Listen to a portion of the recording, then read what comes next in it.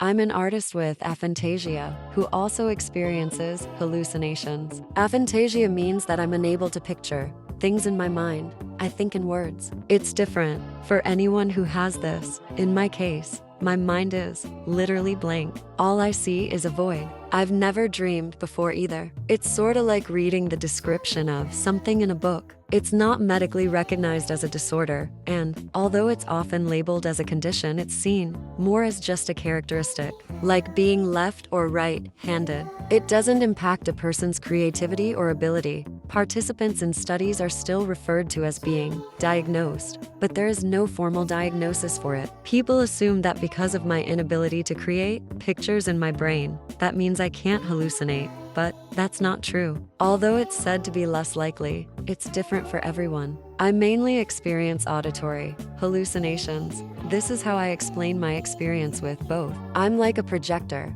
Although I can't see the smaller pictures moving in my mind, I can still see the bigger picture being shown in front of me. So I've only ever experienced seeing images outside of my mind. Before I was how I am now, I used to lie about being able to dream or see things in my brain. Oh, I drew something I've dreamed about. These vent doodles were based off of nightmares I've had. This is because even though I knew I wasn't the only one who experienced this, I still felt like I had to lie so people wouldn't constantly ask me questions. I've found it's easier to explain to people who can't see things in their brain how people can, compared to the other way around. Since it's depicted a lot in media, it's not hard for me to grasp how people can dream and so on. Most of my art is either based on hallucinations or subconscious inspiration. By that I mean it's probably inspired by something I saw, but I can't name it off the top of my head because I mainly make things up without thinking on it to heart. When I draw an idea, I can't really explain how other than I just do.